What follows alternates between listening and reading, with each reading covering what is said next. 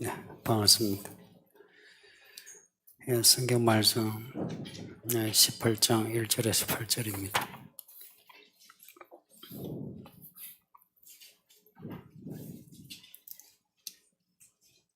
일 후에 다른 천사가 하늘에서 내려오는 것을 보니 큰 권세를 가졌는데 그의 영광으로 땅이 환하여지더라.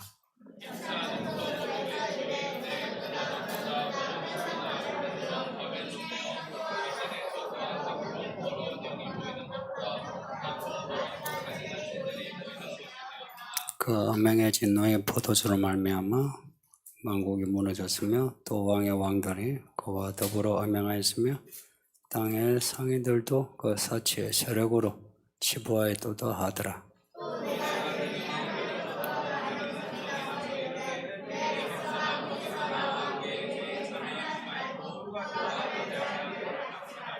그의 죄는 하늘에 사무쳤으며 하나님은 그의 불의한 일을 기억하신지라.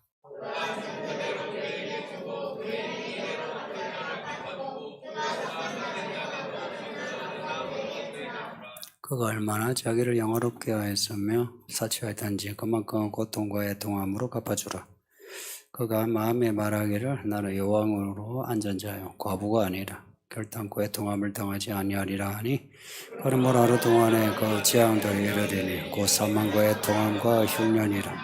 그가 또한 불에 살라지리니 그를 심판하시는 주 하나님은 강한 자이심이라. 아멘. 예, 바벨론 이야기를 읽고 있는데 바벨론하고 바이블하고 발음이 비슷하죠.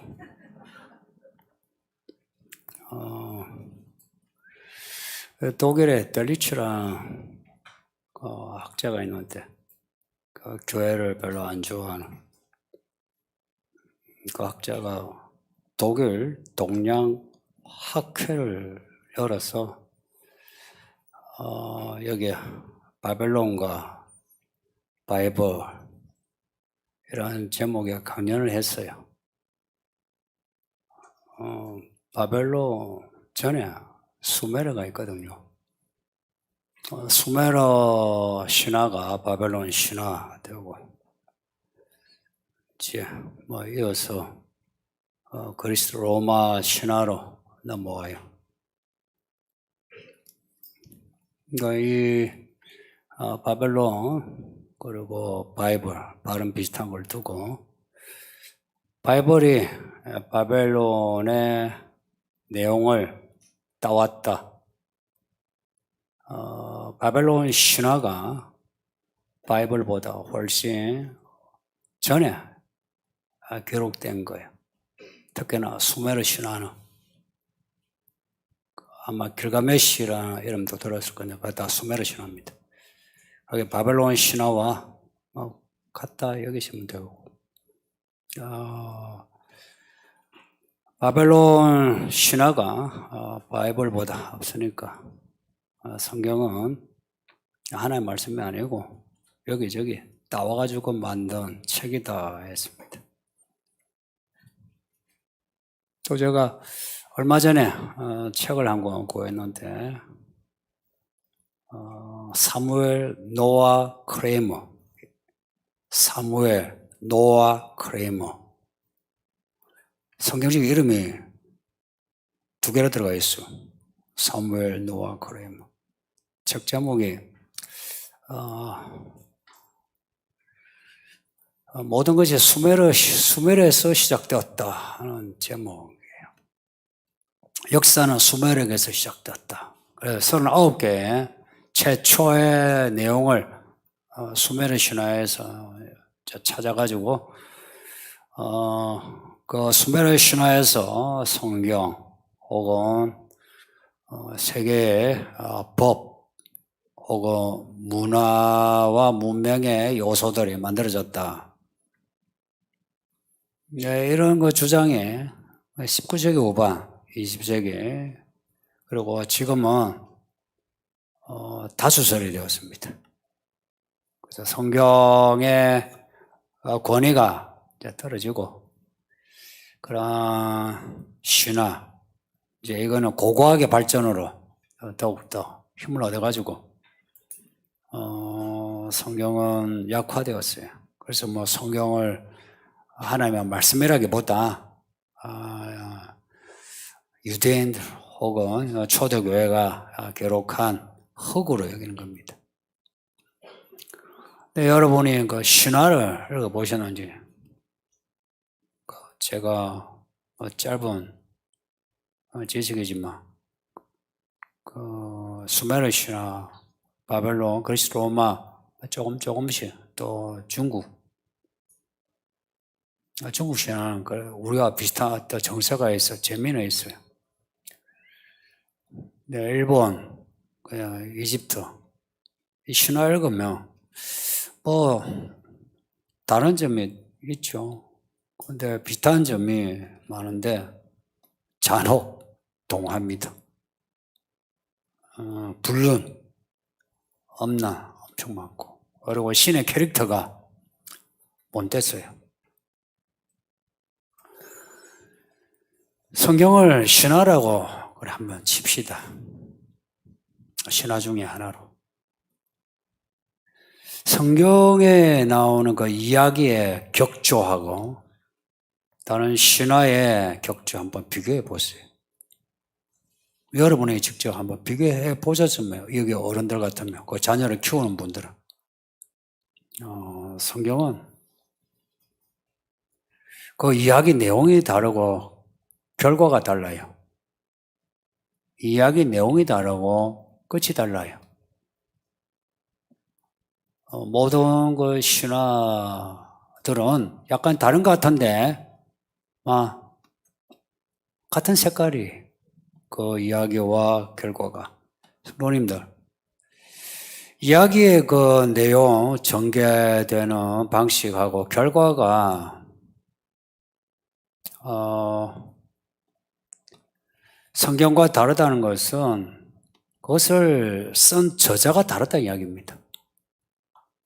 신화들은 사람이 적은 거 맞아요. 그것도 온갖 악을 알고 있고 저지른 사람이 적은 책이. 근데 성경은 그 전개 방식과 결과가 정말 달라요. 나 이거는 좀 이렇게 객관적으로 볼 수 있었으면 좋겠어요. 성경의 저자는 신화와 달라요. 그래서 성경의 저자를 하나님이라고 해요. 그러니까 하나님이 사람을 통해 이제 기록하셨는데, 그 사람이 또한 뭐 로버트처럼 이렇게 적은 게 아니고 감동을 받은 거라. 감동을 받아서 그 하나님의 말씀이 맞다 하고 공감되고 이해가 되고, 또 그 하나님이 그 말씀할 때 그 감성 있죠. 그 파토스가 내게 그냥 전달되면서 기록하는 그 선지자들 혹은 사도들도 하나님의 마음으로, 심정으로 적은 거예요. 그래서 성경을 하나님의 말씀이라 이래 하거든요. 근데 사람들이 성경을 바벨론에 뿔을 뒀다 하는 거 보면은 정말 성경을 안 읽어서 그래요. 성경을 안 읽어서 그래요. 개인적인 느낌인데, 제가 한때 니체 글을 좀 집중해서 읽은 적이 있어요. 이름도 거창하죠. 자라투스트라는 이렇게 말했다, 저렇게 말했다. 하고는 거기에 이제 니체 일기를 이제 모아놓은 게 있어요. 이제 약간 이제 철이 들면서, 왜 이 사람이 이렇게 그 성경의 스토리에 대해서 이렇게 비판적이고 교회에 대해서 안 좋은 입장을 가졌냐? 답을 찾았어요. 성경을 몰라요. 성경의 스토리, 그런 게 있죠. 객관적인 내용 자체도 모르고, 그 다음에 성경의 메시지를 몰라요.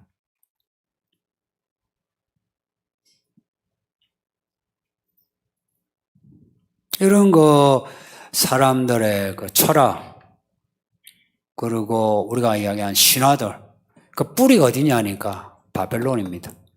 창세기 11장에 나오는 바벨론 이야기 있죠. 그게 성경이 언제 기록되었느냐를 떠나서 신화와 인간의 헛된 그 철학의 뿌리가 어디에 있느냐를 가르쳐주는 본문이에요. 창세기 11장에 그 바벨탑이, 그 바벨론이라 해도 되고요, 바벨탑이라 해도 돼요. 왜냐? 우리가 성과 탑을 쌓자 그랬어요. 그 바벨론, 성, 바벨탑. 왜 쌓자고 했냐? 이유가 아주 단순해요. 우리가 이름을 높이자. 우리 이름을 내자. 세상을 창조하신 그 하나님의 목적은 하나님의 이름을 높이는 데 목적이 있어요. 내 하나님을 적게 두고 사람의 이름을 높이자. 그 자체가 하나님에 대한 반역입니다. 근데 말이 같아가지고 서로 말을 하는데 우리 이름을 높이자 하니까 서로가 다 그래 우리 이름을 높이자. 어떻게 하면 좋은가? 도시를 건축하자. 그게 바벨론.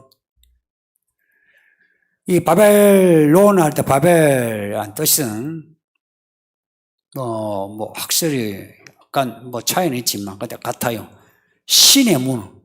이걸 쌓음으로 신이 되는, 신의 세계로 들어가는 혹은 신이 되는 신의 문. 이게 바벨론. 그 탑을 이제 쌓는 거예요. 그 도시와 탑을 쌓는, 도시와 건물을 쌓는 거예요. 말이 같으니까 막 쌓는데, 뭐, 일사천리로. 이걸 하나님이 보시고는, 안 좋아하셔서 언어를 혼잡 하신 거라. 말이 달라지니까 서로 말이 안 통하니 다 뿔뿔이 흩어졌다. 이제 온 세계로 흩어졌다. 이게, 지구상에 사람이 다 살게 된 그 역사입니다. 네, 이렇게 흩어졌던 사람이 다시 모이게 되고 하나가 되기 시작한 거예요. 흩어졌는데 도시를 다 건축한 거예요. 그 도시를 건축하고 어떻게 하면은 저쪽의 물건을 우리가 쉽게 가질 수 있나 생각해 보니까 무역을 하면 되겠는 거예요. 그래서 뭐 물물교환부터 했겠죠, 그렇죠? 그 다음에 화폐를 만들게 되고.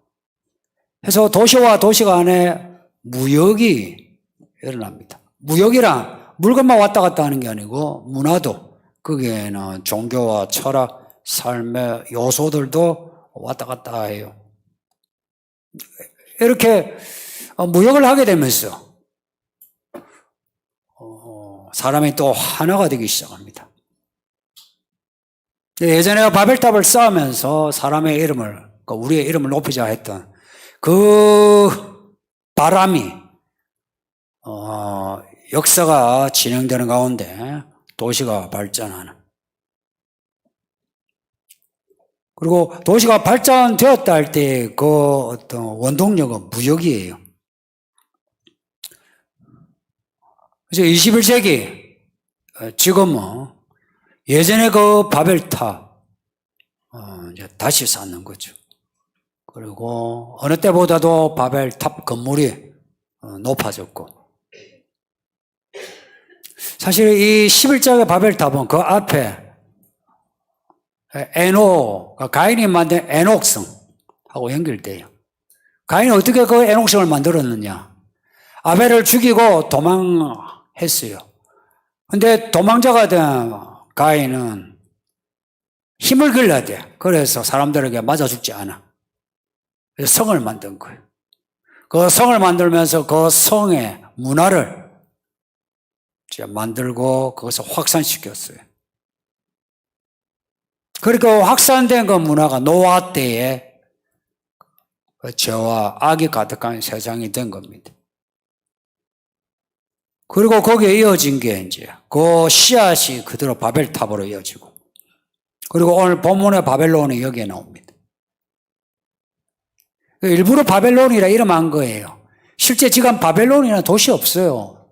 나라도 없고. 없지만 바벨론이라 이름을 붙임으로 그 성경에 이야기로 우리로 가도록 하는 거예요. 바벨탑, 에녹성. 그리고 그 에녹성과 그리고 바벨론에 담겨진 사람들의 종교, 그리고 사람들의 철학, 문화, 사람들의 목적, 이런 것을 우리로 하여금 바라보게 해서 지금 이 21세기에 살고 있는 우리가 어떤 뿌리를 가지고서 지금 세워진 도시이며 건물인가, 그리고 우리들의 이 도시의 문화가 어떤 문화인가를 알게 하는 겁니다. 오늘 본문에 나오는 것처럼 17장에는 엄나, 쾌락이에요. 쾌락. 그리고 바벨론은 부와 사치입니다. 부와 사치인데 영혼을 팔아서라도 부와 사치를 가져야 되는, 혹은 누려야 되는, 영혼을 팔아서라도. 그 13절 끝에 사람의 영혼들이라, 그 영혼을 사고 파는.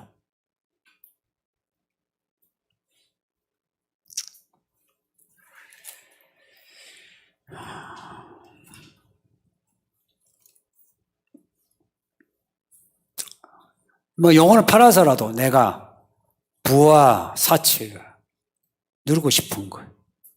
영혼을 팔아서라도. 쾌락도 똑같습니다. 바람 피면 지옥 가는 거 아시죠? 왜 바람 피워요? 왜 젊은 사람들이 또 결혼을 하지 않았는데 엄탕한가? 왜 이 서울의 강남에 유흥가가, 유흥주점이 많은가? 룸살롱도 많고. 전부 다 쾌락이죠. 근데 이런 부와 쾌락을 누리면서 우리는 이 바벨론에 내가 꼭 뭐가 된 것처럼 여기죠. 특히 이 강남에는 이제 아주 깔쌈한 차, 우왕 하면서, 아이고, 제가 깜짝깜짝 놀래요. 제가 오토바이를 한 번씩 타다가 옆에 제가 우왕 하면 제가, 아이고, 자빠질 것 같아. 이사야 14장에 보면 바벨론 왕이 나오는데 아침에 별, 계명성. 계명성이라 불릴 만큼 이 바벨론 왕이 화려해요. 바벨론은 그러니까 부하 사치입니다. 근데 지옥에 떨어져요. 스올에 떨어져요. 왜냐? 하나님이 그런 거 싫어해요. 하나님은 고개를 쳐들고 하나님께 대드는 순간 하나님은 가만 안 둬요. 근데 지금까지 놔두는 이유가 있어요. 마지막 날에 다 한 번에 처리하신다. 이게 로마서 말씀입니다. 지금 놔준대요. 보존한대요, 보존. 죄를 지어도 별 일 없죠? 한두 번, 내가, 이 짓 하면 내가 망할 것 같은데, 안 망하죠? 하나님이 보존해서 한 번에 보내십니다. 할렐루야. 저는 그런 하나님이 좋아요. 의지할 때가 하나님, 그 하나님밖에 없어요. 억울할 것도 없어. 믿음으로 살면서 가장 좋은 게 세상 억울한 게 없어. 하나님은 계산이 확실해가. 믿는 자에게는 하나 손해볼 거 없어요. 억울할 거 없어요. 지나온 세월에 대해서 뭐 억울한 거 이야기하는 사람 바보예요. 상처받았다. 아이고, 받을 만하죠. 믿음이 없었으니까. 이제 계산을 해야 돼요. 계산을. 하나님의 저울, 하나님의 잣대. 거기에 나를 이제 올려놓고 있잖아요. 거기에 내가 합격이냐 합격이지 않느냐 이게 중요하지.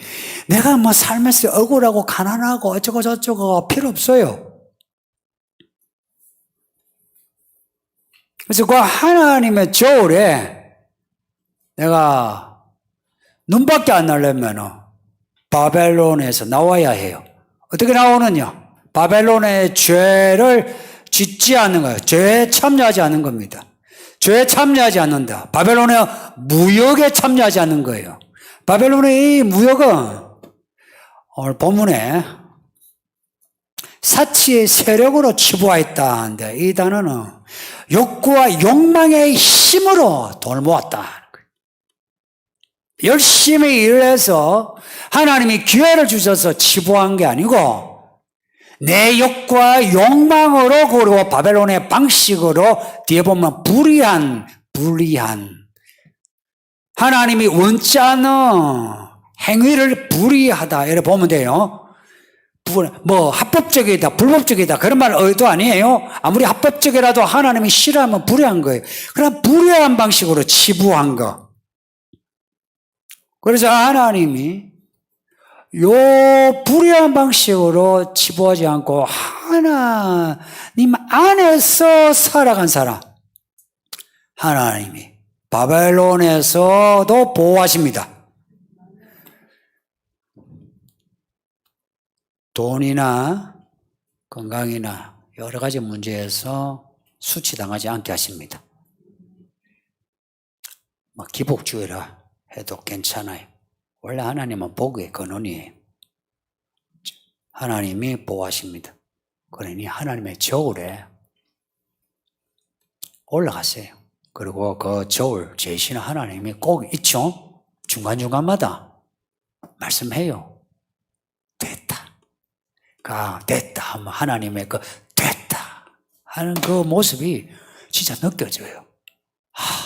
하나님 나를 사랑하시는구나. 근데 그 벨사살 왕이라고요. 하나님이 글을 쓰셔가지고 벨사살에게 경고하셨죠. 메네 되게 우파르신. 말도 멋있죠. 듣기에. 뭔지 모르지만 메네 되게 우파르신. 저 보고 저 보니 부족해서 나눠버린다. 쪼개버린다. 그날 밤에 벨사살이 죽었어요. 하나님은 재시는 분입니다. 청량하시는 분이에요.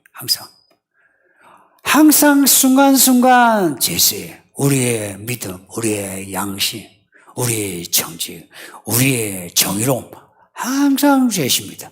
그리고 하나님은 그에 맞게끔 늘 결산하십니다. 마지막 날에 한 방의 결산이 아니고 결산을 쌓아가십니다. 아세요? 결산을 그래서 여러분 중에 뭐 잘 먹고 잘 살고 못 먹고 못 살고 떠나가지고 그 결산이 있다는 거 아시는 분이 있을 거예요. 그래서 불안할 거예요. 불안할 때 빨리 하나님께로 가야 돼요.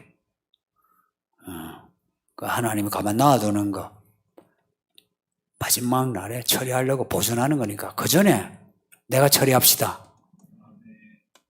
내가 스스로 내가 정리할 거 정리해 나가야 돼요. 이제. 그리고 나이가 들수록 그래야 해죠. 그죠? 살아온 날보다 살 날이 짧으면 이제 기회가 많이 없어요.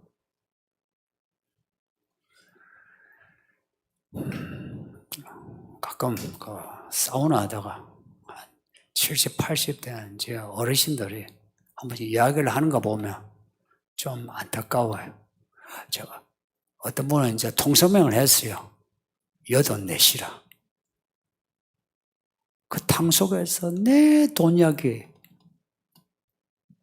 그래서 옆에 있는 그 친구분이 아이고 그 돈 다 쓰고 죽겠어요. 그래. 그러니까 가만히 계시더라고.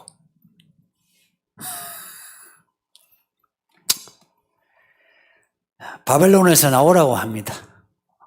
뭐 여길 떠나 산속에 들어가라는 말씀 아니겠죠. 바벨론의 삶의 패턴에서 벗어나라. 이거요 배워야 합니다. 이게 쉽지 않아요. 정말 쉽지 않아요. 뭐 교회 생활도 그래요. 가정 생활도 그래요. 바벨론의 패턴에서 벗어나는 게 대체 뭘까요? 직장생활 어떻게 해야 될까요? 사실은 시계 만드는 것보다 더 정밀한 작업이에요. 시계 정밀하게 만들어야 시계가 정확하게 가죠. 내가 정밀한 믿음으로 내가 살아야 내가 하나님의 이야기를 따라갈 수 있어요.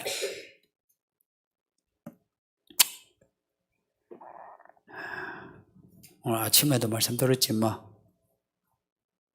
큰 이야기하면 부와 사치에 대한 욕구와 욕망을 한번 좀 생각해 보자.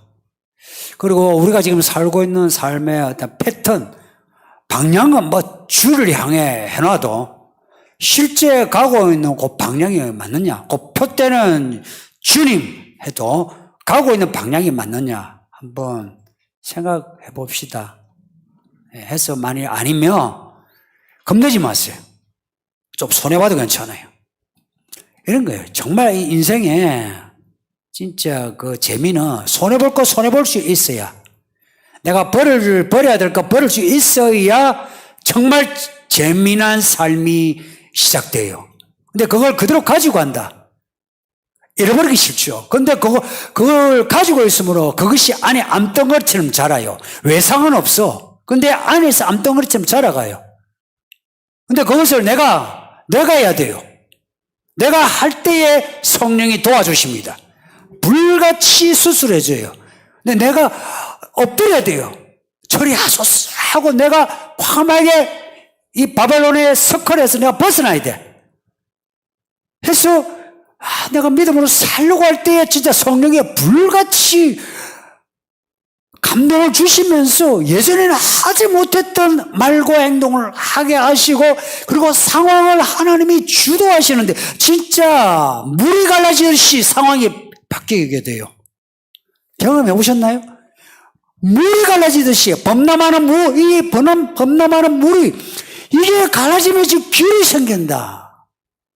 한번 이걸 경험해 보세요. 그러면 그냥 있죠. 갑자기 이런 거 내가 믿어왔던 게 진짜 내가 아깝지가 않다. 갑자기 이런 생각이 들어. 그동안은 내가 이러다가 내가 인생 쪽박 참 어떡하나 이러다가 하나님이 갈라지는 길을 딱 보여주시면, 와, 내가 진짜 헛되게 산 게 아니구나, 진짜 하나님 계시구나 하면서 갑자기 살아온 게 감사하고, 완전하게 살지는 않아도 그래도 내가 여기 믿음의 자리에 있다는 거, 이게 후회스럽지 않고, 그리고 이 자리에서 내가 저 폈다, 내가 가야지, 갈 수 있다 하는 마음이 생기면서 가자, 아싸 하고 가게 되는 겁니다. 예, 그렇게 가봅시다. 예, 질문 보겠습니다. 목사님, 지난주에 아이들에게 신화를 읽게 하지 말라고 하셨는데요. 요즘 보면 마블 영화들이 인기 있는 신화 이야기들이고 할로윈 등 어른들도 즐기는 귀신 문화가 많아졌습니다. 잔혹한 내용도 많아지고요. 가정에서 이러한 문화를 접하지 않도록 다 금지시키는 것이 좋은가요? 이런 문화들을 어떻게 대하도록 가르쳐야 하는지 궁금합니다. 솔직히 아이들한테 신화를 읽지 말아서 읽지 않는 거 아니죠. 책도 만화도 영화도 그렇고 교과서도 그렇고, 신화만 그런 게 아니고 공교육의 진화론도 그렇죠. 그거 공부하지 마라 하면 대학 못 갑니다.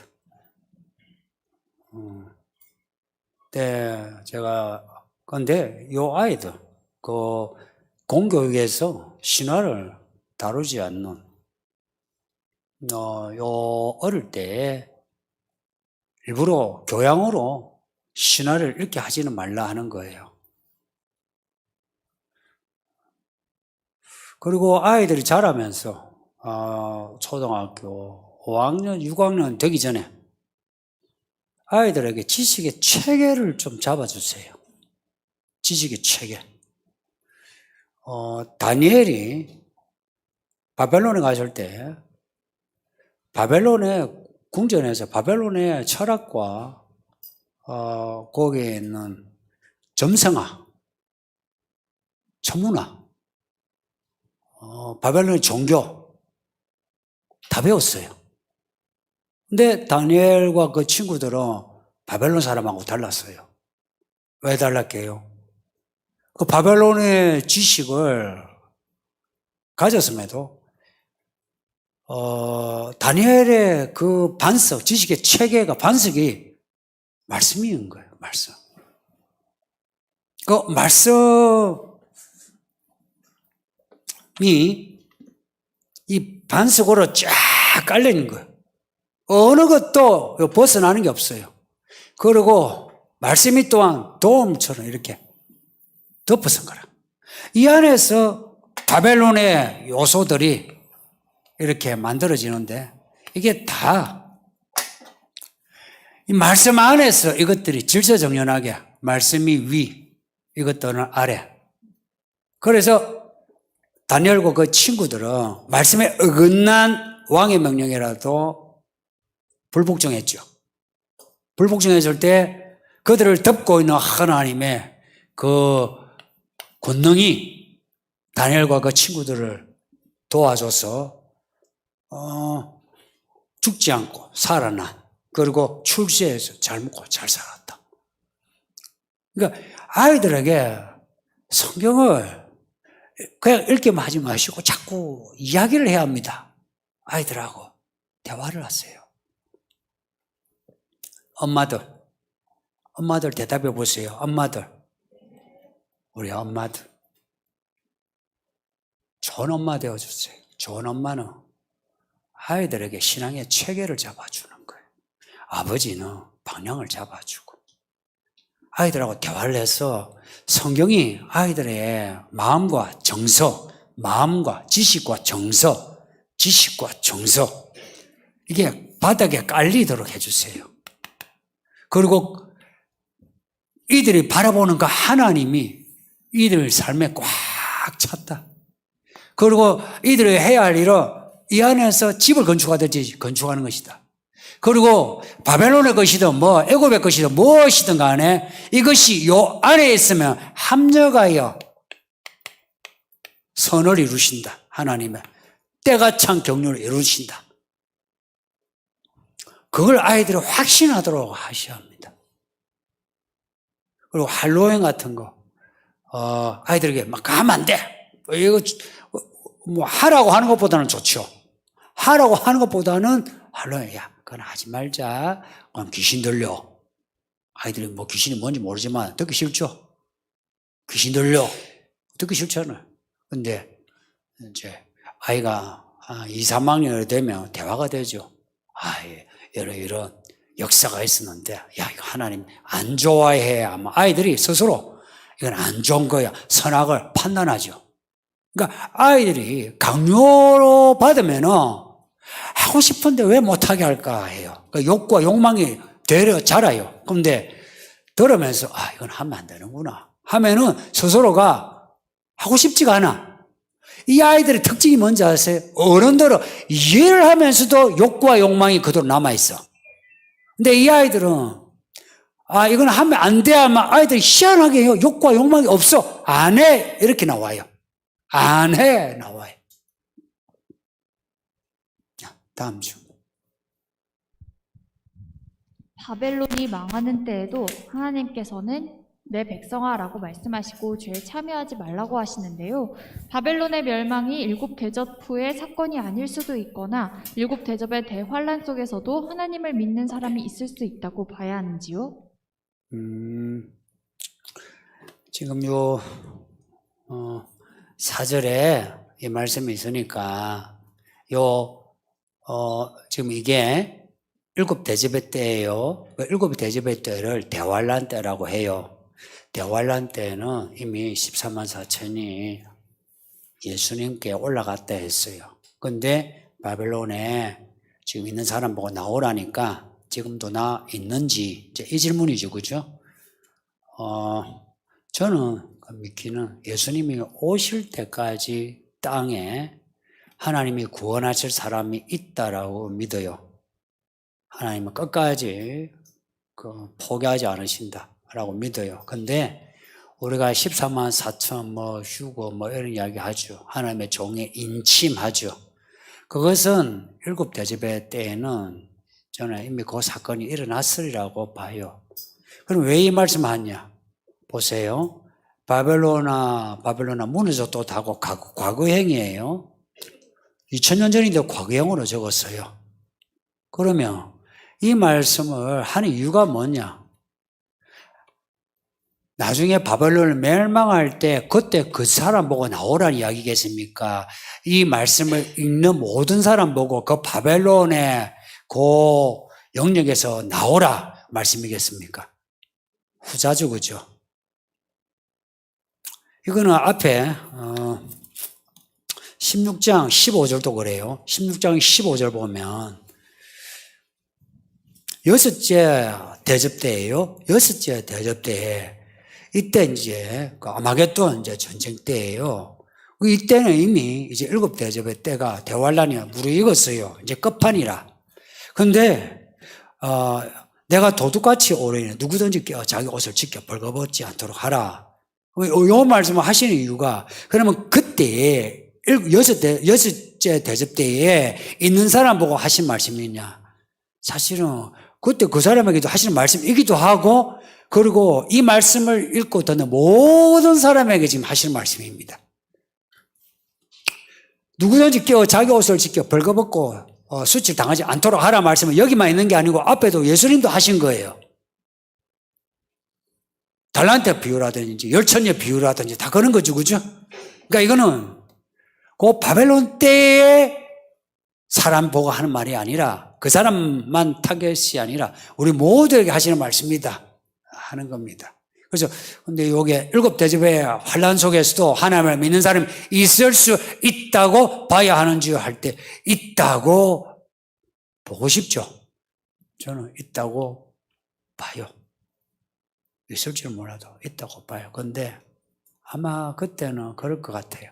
그전에는 믿음의 유야무야 이렇게 지내다가 일곱 대접의 때는 아마 이제 알게 되죠. 생각해 보세요. 같이 있던 성도가 없어졌어요. 그리고 세상에 진짜 그 목사가, 장로가, 집사가 성경에서 읽고 배운 대로 세상에 그렇게 되어가요. 무슨 마음이 들까요? 나 이제 죽으면 죽지. 내가 내 믿음 지키기. 그렇지 않겠어요? 근데 그때는 정말 목숨을 걸지 않으면 안 될 것 같아요. 근데 지난 20세기 1, 2차 대전 그리고 한국의 신사참배가 좋은 교과서입니다. 좋은 교과서예요. 그 비상시국에는 내가 죽으면 죽으리라는 믿음이 아니면 믿음대로 살 수 없는 이제 그때 그 교과서가 우리가 이제 공부가 돼가지고 만일 요때 남더라도 아마 믿음 지킬 사람이 있겠죠. 예. 야간 성도님들 끝까지 갑시다. 예를 들어서 진짜 휴가가 끝나고 나는 남았다 해도 포기하지 마세요. 끝까지 가는 겁니다. 넘어갑시다. 안녕하세요, 목사님. 아래 직분자 과제 질문에 대한 답을 알려주시면 감사하겠습니다. 5번 문제, 천사가 요한에게 측량하는 갈대 지팡이를 주면서 측량하라는 영역과 측량하지 말라는 영역을 지시합니다. 왜 그곳을 측량하지 말라고 하나요? 이분은 진짜 참된 일꾼입니다. 모르는 거 자기가 혼자만 알고 싶은 게 우리 다 같이 가르쳐 달라. 하는 거 진짜 참된. 그리고 질문을 그것도 직분자 과제에 질문을 내서 얼마나 진지하게 교재를 대했으면 왜 질문을 할까? 저도 진지하게 말씀드릴게요. 11장 보세요. 11장 보시면은 1절에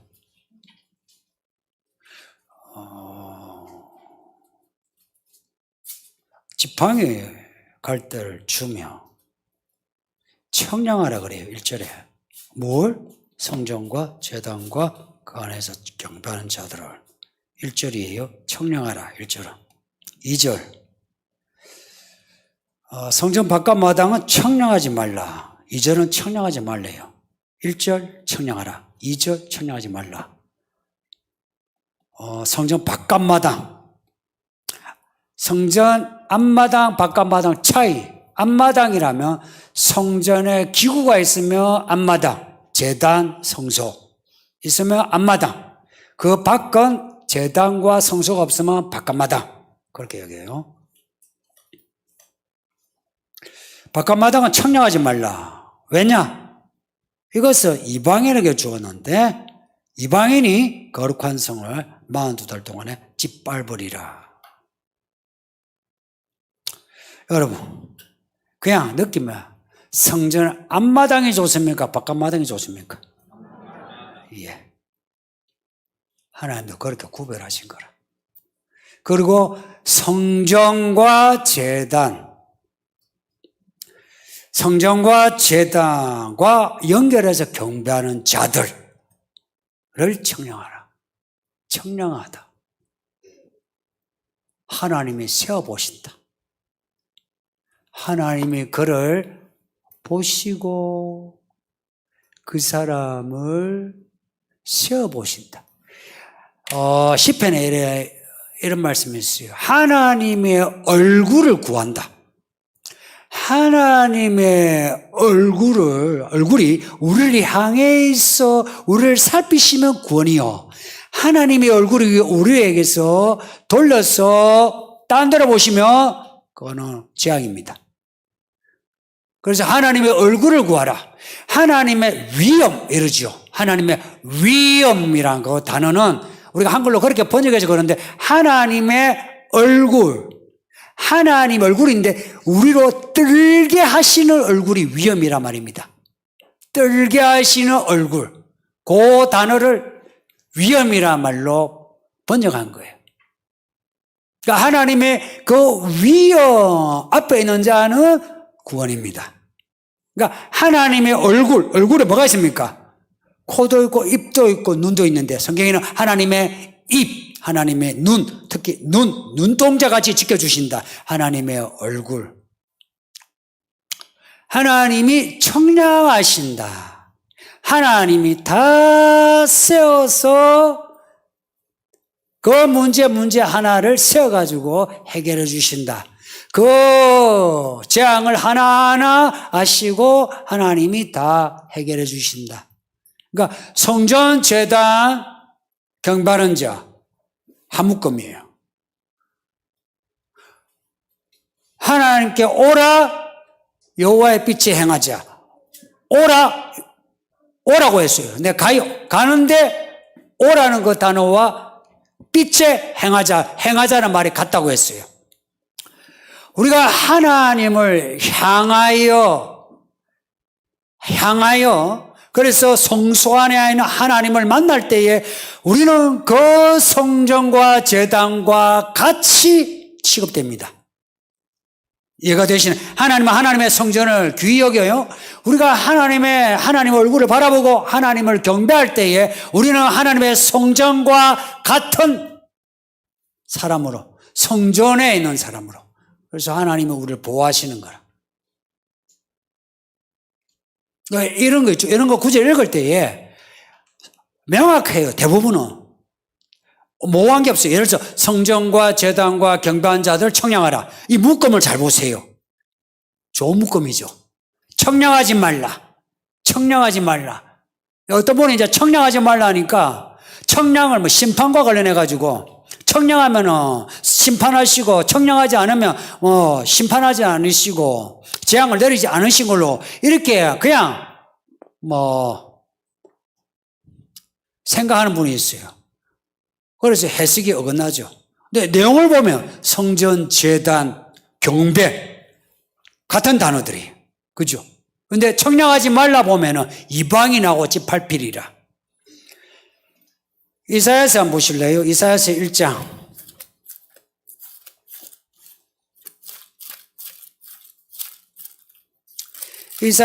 구약 이사야서 1장 12절 보시면 1장 12절.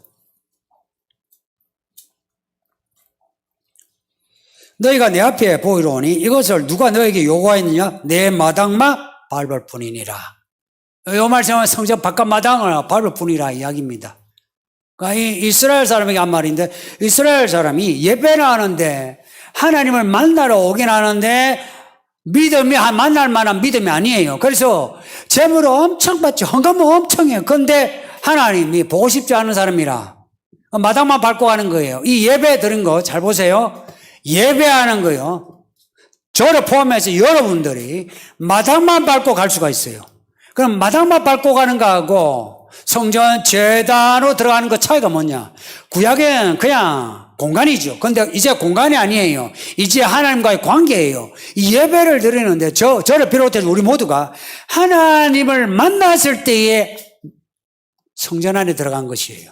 근데 예배를 드리는데 여러분이 기도와 찬양, 설교 듣는 것에 그냥 막 듣든지 말든지 막 기도하든지 말든지 하는 거 마당만 밟아요. 마당만 밟는 사람은 하나님이 청량하지 않고 낳아줘요. 청량하지 않고 낳아준다는 것은 그 사람에 대한 하나님의 이야기가 끝이 나요.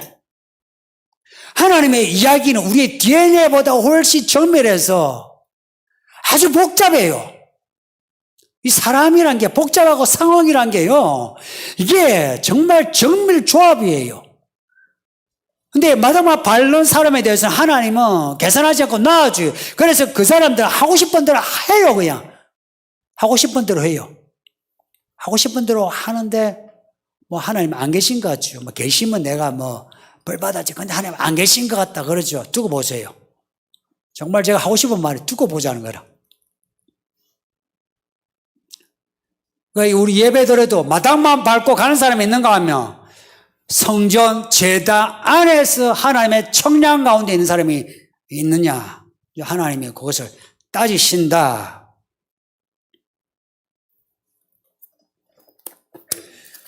다니엘서 보세요. 아까 뭐 잠시 언급했지만 이 유사한 지금 내용이에요. 다니엘서 5장을 보세요.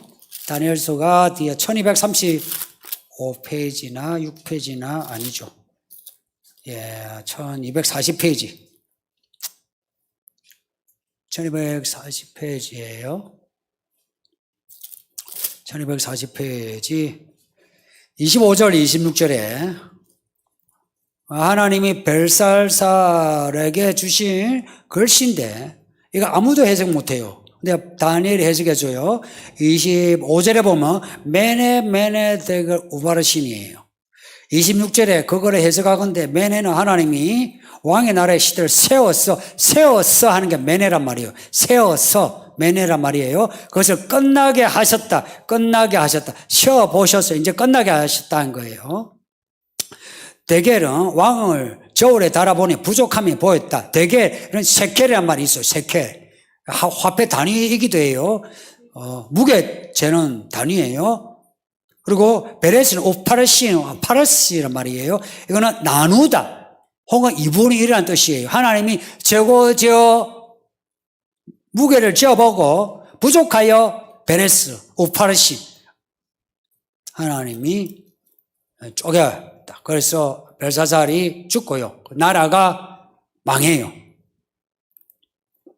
하나님이 믿는 사람을 청량할 때에 구원이고요. 안 믿는 사람 하나님이 재실 때는 심판입니다. 그러니까 이 센다는 말이 사실은 그냥 계산을 한다. 요 말이 믿는 자에게 해당할 때는 구원이요. 믿지 않은 자에게 들어갈 때는 심판입니다. 그런데 1절, 2절 같은 경우에 청량이란 말에 같이 이렇게 나왔을 때 경배한 자를 청량할 때 이는 앞에 7장에 보면은 하나님의 종들의 이마에 인친다 그러죠. 그 인치는 거요. 저어보아서 인치는 거예요. 그냥 인치는 게 아니고 인을 받을 만한 사람에게만 인을 쳐요. 지금이 그럴 때입니다. 이제 믿음 갈라져요. 교회도 갈라져요. 상당히 많이 이제 교회도 갈라졌어요. 성도들도 믿음이 이제 갈라지기 시작해요. 그렇게 저어보아서 인을 친다는 이야기예요. 저어보아서. 진짜 카운트 한다는 겁니다. 혹은 매주 잰다는 거예요. 저울로 이렇게 재가지고 우리로 하여금 부족하다는 것을 우리로 경고해요. 경고했을 때 그 경고를 들을 수 있어야 하는데 악인은 어떠냐? 그 경고의 소리를 가벼이 여겨요. 가벼이 여기고 지나가요. 근데 진짜 구원받는 사람은 지금 경고받을 때 부족해도 경고를 받고 난 뒤에 엎드려서 회개를 하죠. 그 저울에 합격하는 길이 뭐겠습니까? 회개하는 거죠.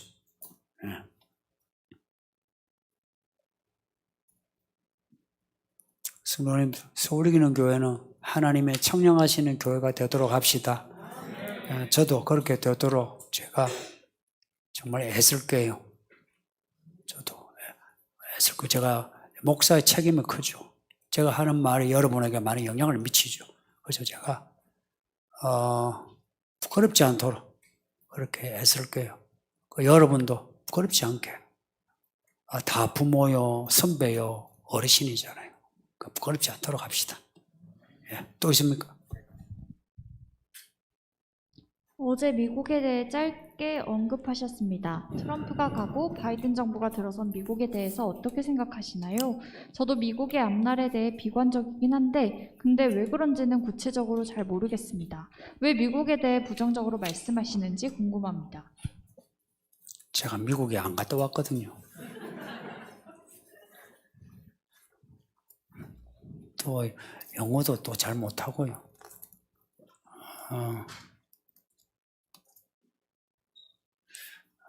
그냥 단순하게 이야기해서 미국의 시작을 보면 다른 그 나라의 건국 신화와 건국 그 과정이 달라요. 아시는 것처럼 기독교 바탕에 시작한 국가예요. 물론 기독교와 그리고 계몽주의가 사실 같이 합쳐 있죠. 근데 100% 기독교는 아니에요. 계몽주의, 특히 이실론, 다이즘이 있죠. 그 이실론하고 있지만, 근데 그럼에도 미국 문화 할 때는 그래도 교회가 다 주축이 되어 있죠. 그리고 20세기 이제 들어오면서 이제 강대국으로, 그리고 21세기는 이제 원탑 강대국으로. 미국은 하나님의 은혜가 크죠. 그리고 미국을 통해서 우리나라도 교회가 엄청 세워졌어요. 그래서 한국 교회가 미국을 좋아하는 이유가 그렇습니다. 광화문에서 태극기 흔드는 분들 꼭 거기다가 미국 국기 흔들죠. 나름 뭐 그런 역사적인 배경이 있습니다. 근데 그 미국이 좀 많이 바뀌었어요. 단순하게 말해서 많이 타락했어요. 교회도 타락하고요. 사이비 이단이 미국에 엄청 많아요. 저는 미국에 사이비 이단이 없는 줄 알았어요, 예전에. 근데 이제 제가 신학을 하고 파고더니 우리가 비교 안 돼요. 온갖 사이비, 그리고 잔혹한 그런 사이비도 많고요. 무엇보다도 이제 기존의 교회들이 많이 타락했고, 그리고 성도들도 그 믿음이 희석화되었어요. 처음에 그 청교도 때 그런 믿음이 아니고요. 그래서 교회가 이게 약해졌어요. 이게 약해지는 것까지는 이제 뭐 괜찮은데,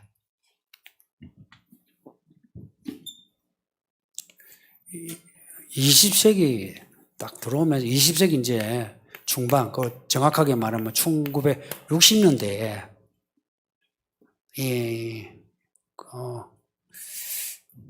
힙합 문화 혹은 유럽의 68혁명 세대, 68혁명 문화가 사실 미국에 엄청 주입됐어요.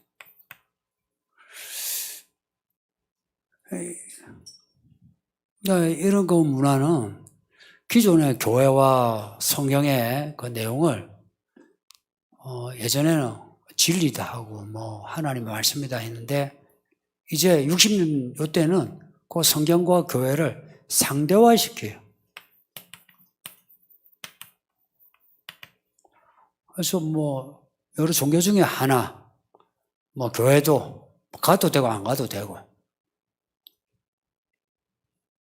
그러면서 교회가 상대화되면서 자신들이 가지고 있는 문화적인 어떤 내용들이 있죠.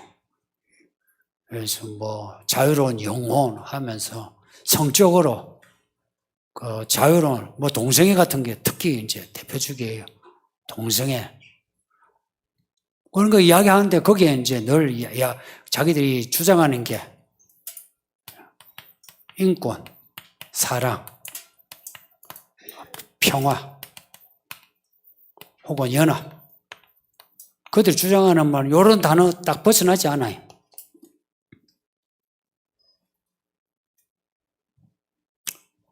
이것을 강조하면서 교회의 이 말씀을 사실 희석시키는, 그리고 교회의 말씀을 이런 거예요. 가부장적인 말씀으로 그냥 몰아붙이는 거라. 그래서 교회를 구시대 적폐로 여기는 거라. 그래서 실제 이들이 말한 거는 인권은 정상적인 인권이 아니에요. 사랑도 정상적인 사랑이 아니에요. 평화도 정상적인 평화 아니에요. 이들이 말하는 연합도 정상적인 연합이 아니에요. 왜 정상적이지 않냐? 알고 보니까 이 상대와 여기에는 단순히 이렇게 뭐 자유로운 영혼 이게 아니고 이념이 바탕이 되어 있어요. 이데올로기가. 20세기의 특징이 이념, 민족, 혹은 인종, 이 개념이 터져나오면서 전쟁 터지고, 그리고 분열이 시작이 돼요. 이념. 실제 근대에는 이념이 없어요.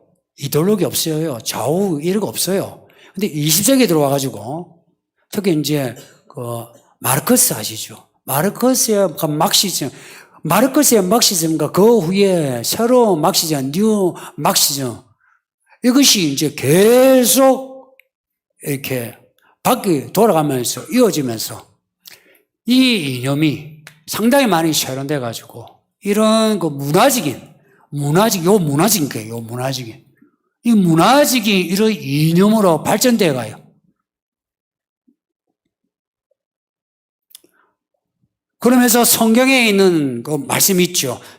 성에 대한 거라든지 아니면 개인의 어떤 민주, 자유 이런 개념에 대해서 다른 소리를 해요. 지금 그 조 바이든 대통령의 정책을 보면 이념이 바탕으로 되어 있어요. 우리나라 문재인 정부도 사실 이념이 바탕이 되어 있죠. 예를 들어서 부동산 이 문제도요. 사실은 부동산 공개념에 기초해서 정책을 펼친 거예요. 근데 부동산 공개념이라는 거는 성경적인 그 단어예요. 부동산, 토지 공개념. 먼저 토지가 개개인 거기에 사립사욕에 의해서 사용될 게 아니라 공익에 맞게 토지를 쓰자. 이게 토지 공개념의 기초입니다. 그래서 지금 정부 아니면은 그 미국 민주당의 토지 공개념에 기초해서 펼치려고 해요. 근데 이제 이게 좀 분별해야 될 게 성경의 토지 공개념하고 지금 좌익에서 펼치는 이념적인 토지 공개념은 달라요. 이게요, 시작이 다르고 과정이 다르고 끝이 달라요.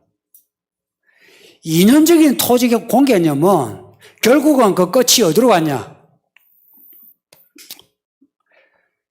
스탈린이 그랬고요. 북한의 김일성이 그랬던 것처럼 그렇게 토지 개혁, 부동산 개혁을 통해서 모든 것을 그 사유화를 막고서 전체주의로 가게 됩니다. 이거는 필연적이에요. 가게 돼요. 근데 성경의 공개념은 토지 공개념은 그게 아니고 전체주의가 아니고요. 우리가 흔히 말하고 이야기하는 민주 사회주의입니다. 민주사회주의. 사회 민주주의하고 민주사회주의하고 좀 달라요. 뭐가 앞장섰냐? 민주가 앞장서면 민주주의가 우선이에요. 사회가 앞에 나오면 사회주의가 앞장서는 거예요. 사회주의는 공산주의와 딱 맞닿아 있어요. 근데 민주사회주의는 좀 달라요. 민주사회주의는 지금의 민주주의의 허점, 자본주의의 폐해, 이것을 보완해서 공익을 좀 더 강화시킨 게 민주사회주의예요. 성경의 토지공개념은 민주사회주의적인 거예요. 근데 지금의 미국이나 한국이나 이 이제 정부로 계속 가면은 이렇게 갈 수밖에 없어요. 그래서 사실 코로나 이 방역 때도 보시면 인권, 자유, 평화, 공정, 공평을 이야기하지만 실제 정책을 보면 어때요? 전혀 그렇지가 않아요. 왜 그러냐? 이념의 바탕을 두고 있기 때문에. 이념. 그 이념을 실행하려면은 그 이념이 위에 있어요. 자유, 평등, 공정 이런 것보다 그 위에 있어요.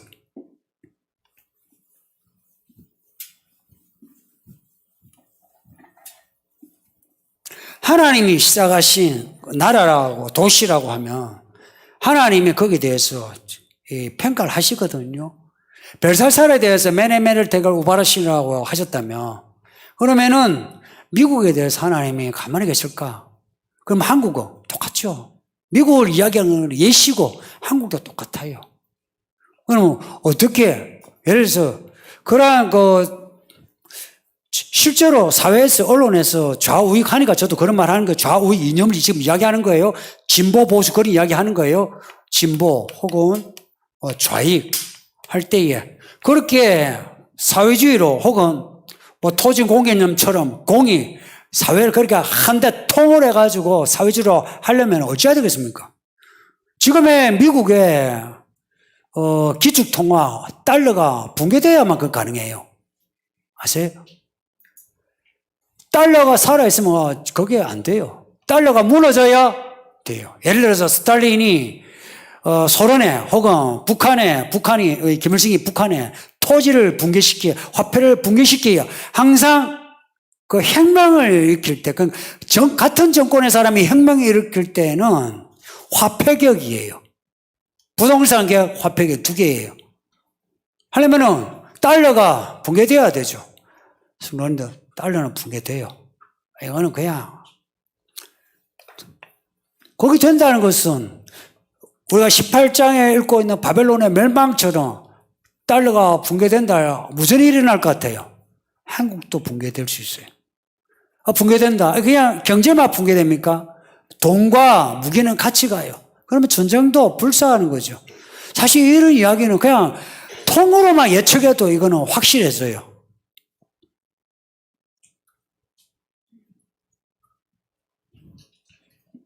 문제는 이런 일이 언제 일어났냐? 만일에 여러분 죽기 전에도 안 일어나면 저보고 그러겠죠. 거짓말한다. 괜찮아요. 죽기 전에 안 일어나도 죽고 난 뒤에 반드시 일어나요. 이거는 필연적이에요.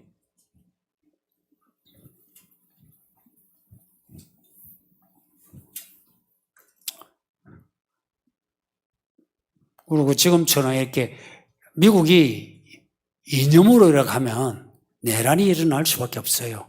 왜냐? 그동안에 교회와 맞닿은 우익이 있잖아요. 그게 있는데 이념으로 몰아치면 서로가 이렇게 분열할 수밖에 해요. 그래서 그런 일이 일어나면 안 되는데 저도 걱정입니다. 그래 일어나면 우리나라도 큰일이에요. 지금 요소수 가지고 시끄럽죠. 요소수 하나 가지고 요소수가 뭔지 아십니까? 우리 잘 모르죠. 모르지 그죠? 근데 요소수 수소는 아시죠? 수소는 아는데 요소수는 뭐지? 근데 그거 하나 가지고 지금 시끄러워요. 달러가 문제 생겨보세요. 다 붕괴됩니다. 저축 가지고 있는 분 자산 나중에 참 통곡할 수도 있습니다. 넘어갑시다.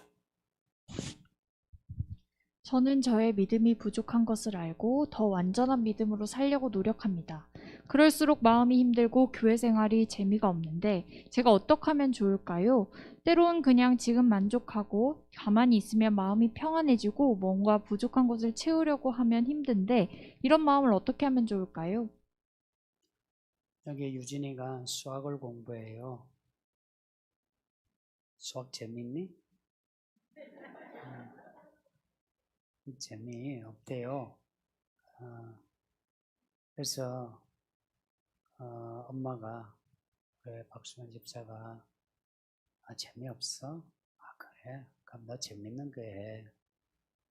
해서 얘가 수학을 넣어버렸어요. 잘한 거예요? 간단해요. 잘한 거예요? 부모가 못한 거예요. 그 내 아이, 얘는 수학이 안 맞는갑다. 그 국어가 좋아. 그럼 뭐 국어 해. 그럼 그 얘가 국어 잘하나요?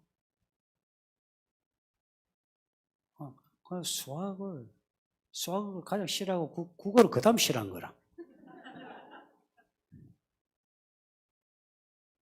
공부도 그래요. 수학을 못하면 못하는 수학을 처음에 억지로라도 공부를 해서 점수를 올리고 성취감을 가지도록 하고 해서 재미를 가지도록 해야 되죠. 그죠? 믿음도 그래요. 아까 매년 되고 오바라지나니까 저도 제 믿음이 늘 부족해. 그래서 늘 괴로워. 늘 민망하고. 그래서 저도 아마 이만하면 되지. 좀 쉬자. 하면 좀 편해요. 근데 그러면 이제 여기서 끝이라. 이게요. 그 만족 평안이란 말을 쓰는데요. 평안이란 말, 만족하고 평안을 이제 합치면 평안해지는 거죠. 평안. 이 평안이 거짓말 평안이 많아요. 해야 될 거 안 하는데 평안할 때 있죠. 해야 될 거 하면 부딪히니까 힘들어요. 근데 안 하니까 평안해. 성경의 평안은 그렇지가 않아요. 성경의 평안을 그 히브리어로 뭐라고 하는지 아십니까? 평화. 예. 샬롬.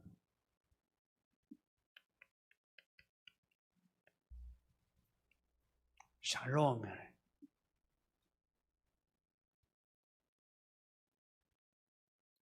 이 샬롬하고 같은 단어가 하나 있어요. 같은 단어가 있어요. 우리가 그래요. 아빠가 뭐 쓰면 똑같은 거 계속 쓴다고. 달라요. 달라요.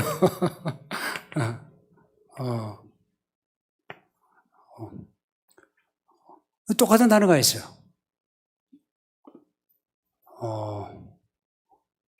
완전한. 완전. 이도 똑같아요.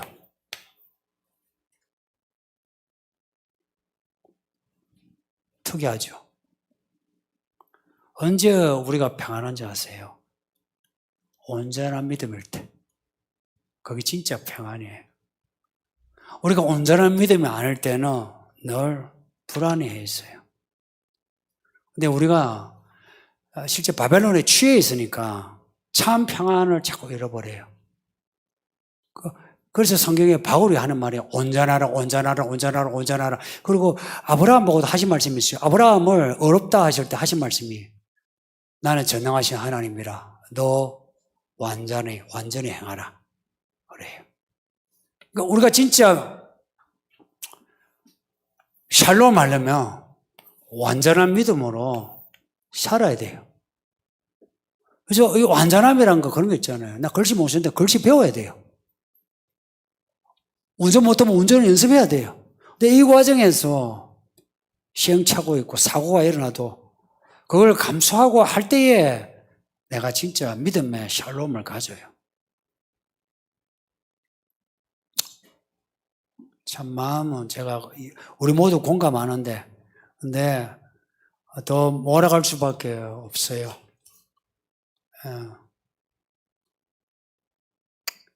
넘어갑시다. 또 있습니까?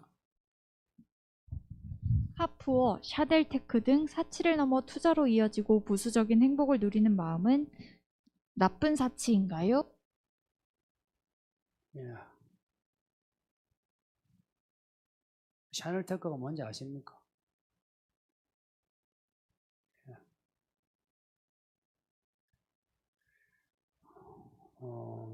예, 이게 투자일 수도 있죠, 그죠? 투자일 수 있죠.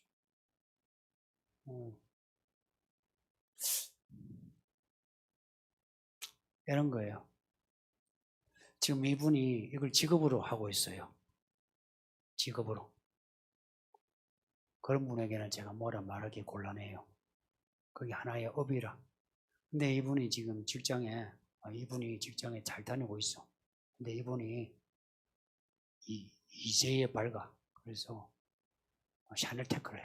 지금 제가 들고 있는 저게 샤넬 거거든요. 예. 저거 잘 가지고 다니다가 한 달 뒤에 300만 팔아요. 100만 원 주고 샀다가. 근데 샤넬 그런 게 얼마 정도 하노?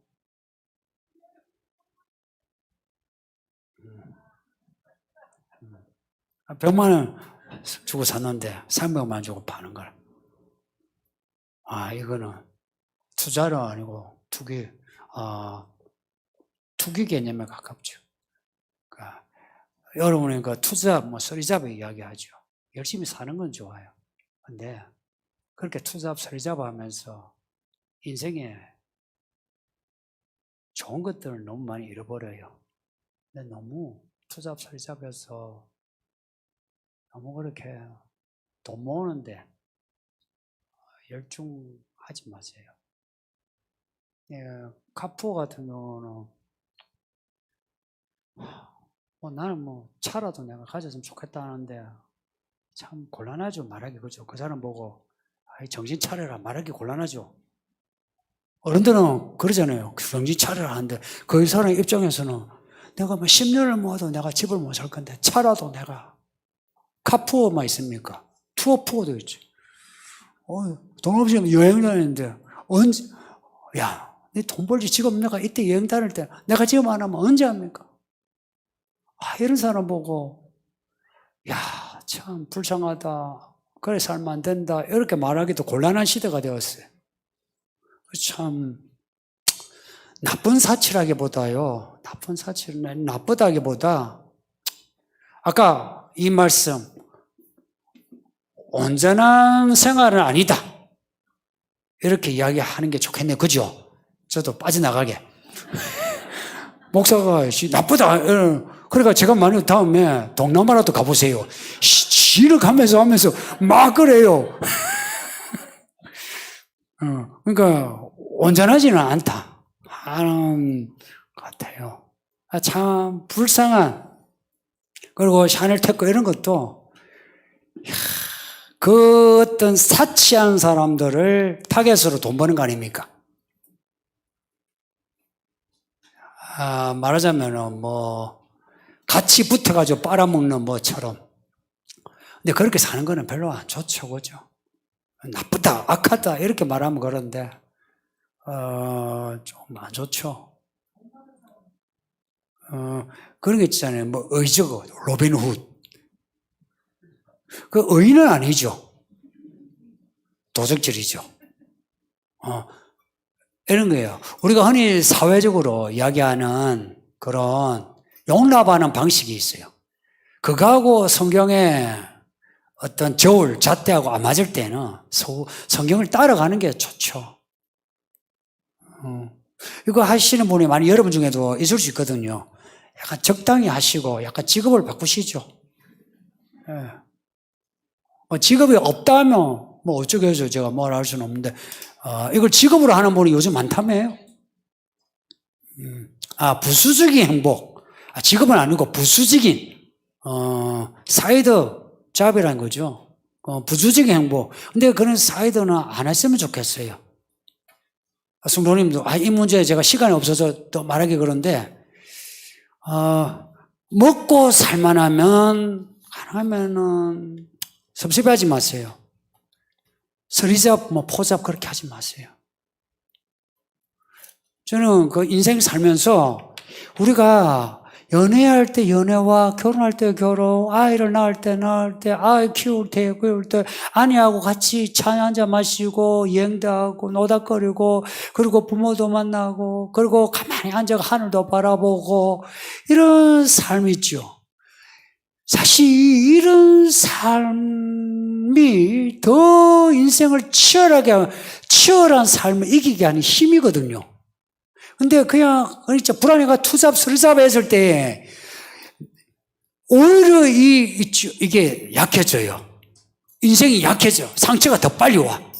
근데 내가 먹고 살만하면 내가 아이고 제가 레스토랑을 못 가도 내가 앞에야 순두국밥 먹고 그러면서 차 한잔 마시고 하면서 아이고 소소한 소확행 그걸 이제 즐기는 그렇다면 그랬을 때에 아까 제가 아침에 말씀드렸나 아까 말씀드렸나 기억이 또 왔다 갔다 하는데 물이 갈라지면서 맡겼던 부가 갈라지면서 하나님이 우리에게도 부를 주실 수도 있다 라고 격려하고 싶습니다. 여기까지 제가 기도하고 마치겠습니다.